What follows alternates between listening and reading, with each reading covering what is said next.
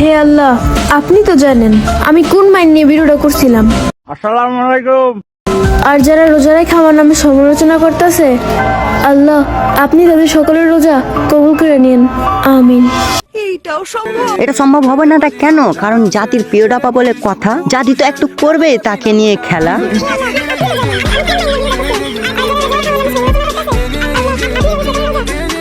আরে আরে গাইস, তোমরা কি একটা জিনিস লক্ষ্য করেছো? জাতির প্রিয় ডাপার হেডের উপর লাথি দিয়ে ভাত্তি নিভে দিচ্ছে।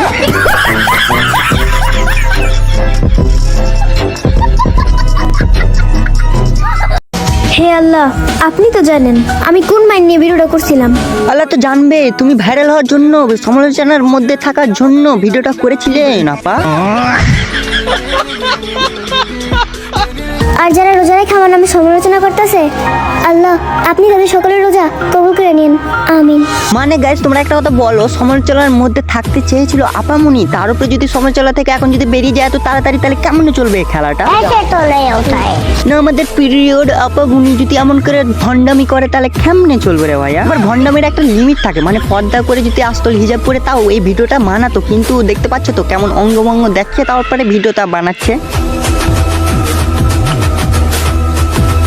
লেজেন্ডরা তো সবকিছু বুঝতে পারছে, ঠিক কিনা বলো গাইস তোমরাই কমেন্টে। ঠিক বলেছে। আজকে প্রথম রোজা, এই প্রথম রোজাটা আমি রাখতে পারতেছি না, আর এই কষ্টটা শুধু মেয়েরাই বুঝবে। সো গাইস, তোমরা তো এই ভিডিওটা আগেও দেখেছো অনেক সোশ্যাল মিডিয়াতে, কারণ এই মানে পিরিয়ডের জন্য মানে ফার্স্ট রোজা এটা করতে পারেনি, তার জন্য মানে ভাইরাল হয়ে যাচ্ছে, ফর ইউ কাঁপাচ্ছে দিনের দিন। এইটাও সম্ভব। গাইস, তোমরা তো অবশ্যই জানো যে এই 30টা রোজা কখনো মেয়েরা করতে পারে না, সেটা কোনো ব্যাপার না, কিন্তু জেরিন আপা আমাদেরকে কি বোঝাতে চাচ্ছে? ও একটা পদ্মাশীল নারী। এই প্রথম রোজাটা আমি রাখতে পারতেছি না।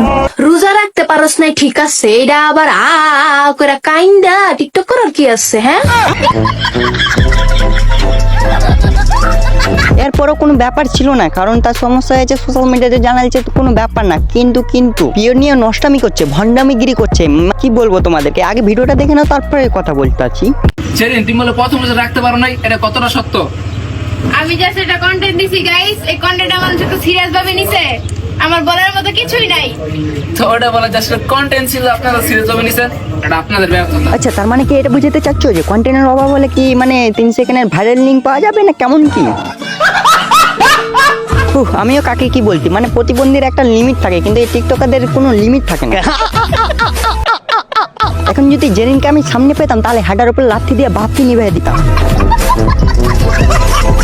By bye, tata, good bye, Gaya.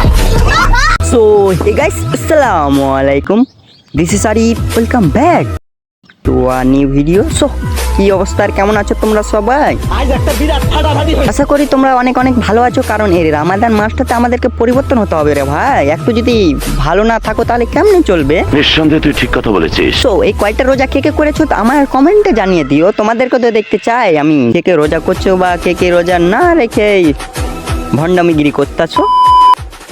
মানুষ তো সমালোচনা করবেই, কারণ ওমর ভাইয়ের পর দ্বিতীয় রেকর্ডটা আমি করছি। ভন্ডাবিয়া নষ্টামি চালু করে ওমর ভাইয়ের উপরে তো আমাকে যেতেই হবে, তা না হলে আমার তো বেহাডার উপরে লাথি দিয়ে বাতি নিবে দিবে। এত তাড়াতাড়ি যদি না সমালোচনার মধ্যে থাকি তাহলে কেমনে চলবে? এখন আমার মন করতেছে হাডার উপর লাথি দিয়ে 32টা দাঁত ফেলিয়ে দিই, তারপরে জাতির প্রিয় ডাপা কেমনে দাঁত কেলায় সেটাই আমি দেখবো।